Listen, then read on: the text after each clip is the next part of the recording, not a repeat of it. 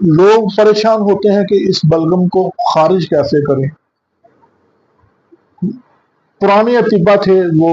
مخرج بلغم ادویات دیتے تھے، بلغم کا اخراج کرتے تھے۔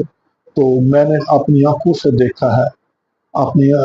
ہاتھوں سے تجربے کی ہیں کہ جب یہ بلغم نکل جاتی ہے غیر طبی جو جسم میں جمی ہوتی ہے، تو سانس کے دمے کے مریض بھی ٹھیک ہوتے ہیں، کھانسی کے مریض بھی دنوں میں ٹھیک ہو جاتے ہیں،